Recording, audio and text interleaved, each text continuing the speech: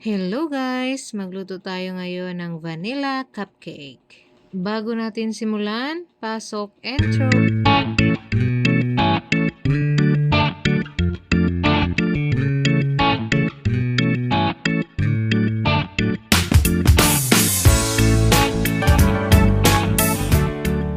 Ang unang sangkap ay 3 cups of all-purpose flour.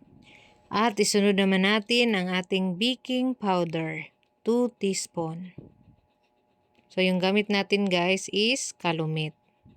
Pagsamasamahin lang muna natin guys yung mga dry ingredients. At isunod natin ilagay ang baking soda, 3 teaspoon.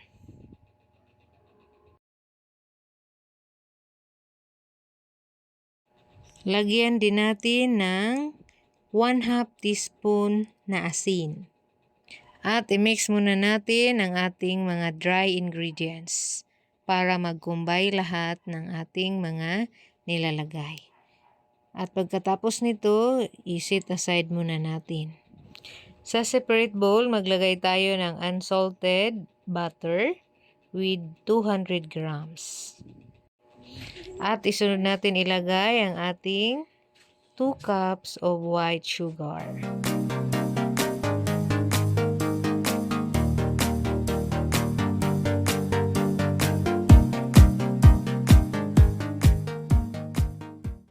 Ngayon, i-beat na natin in high speed ang ating sugar at butter.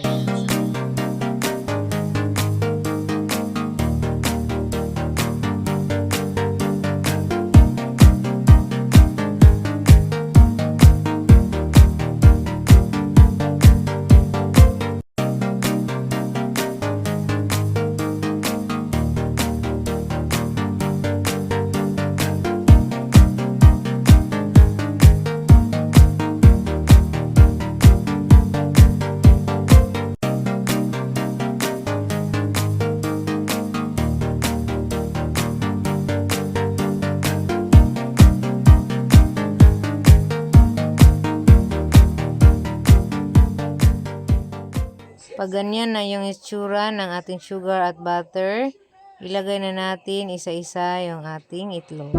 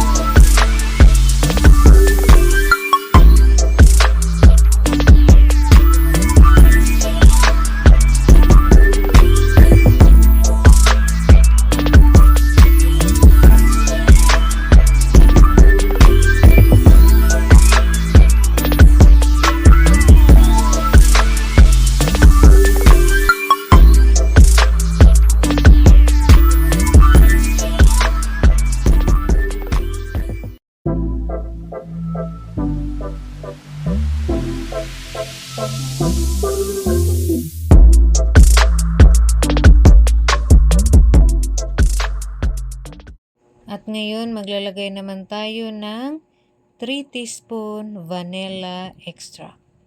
At i-beat natin muli gamit ang ating hand mixer. At pag nahalo na ng mabuti, ilagay na natin ang ating harina or all-purpose flour. So, yan.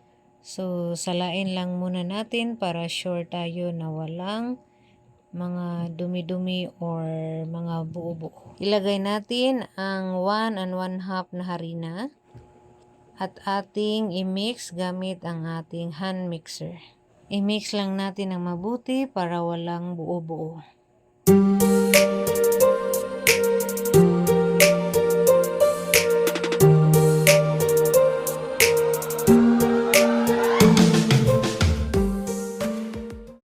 At ngayon naman, ilagay natin ang ating evaporated milk na 1 and 1/2 cup.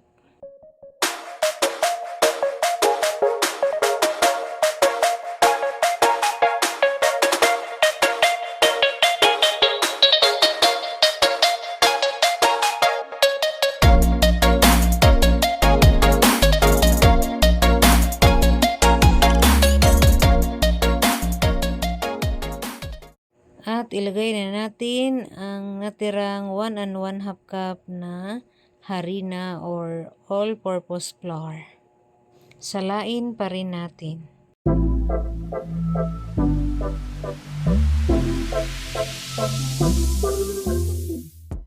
At this time, gamitan na natin ng spatula.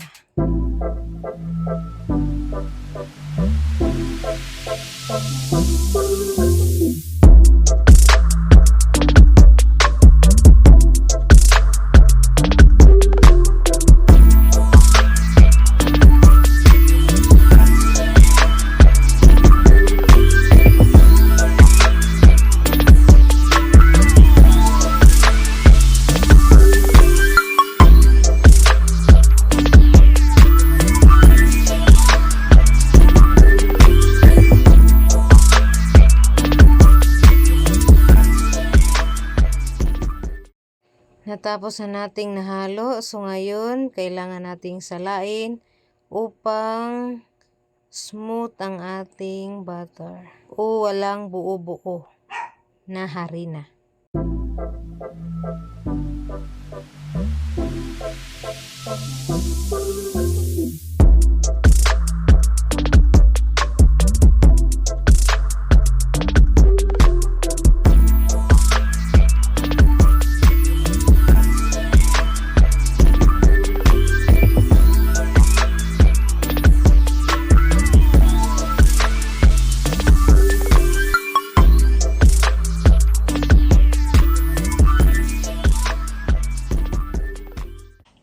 Ngayon, ilagay na natin sa ating mga molder or cupcake liner.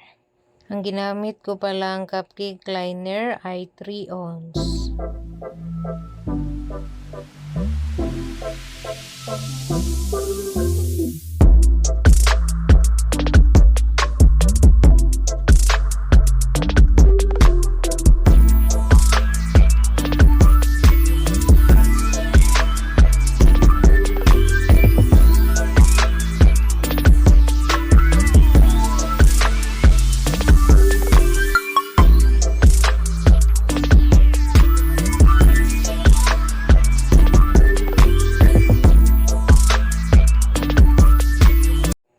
Ngayon, nasalang na natin ang ating cupcake sa ating oven. Bago ko pala sinalang, preheated muna yung oven under 180 degrees Celsius. And then, bake natin ng 20 to 25 minutes.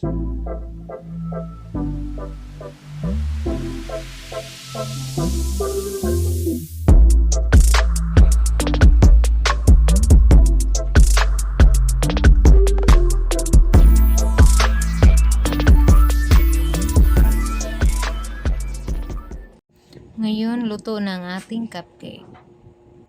Sa ating mixture, nakagawa tayo ng 36 vanilla cupcakes. Ayan na siya guys, super lambot at masarap. Thank you for watching!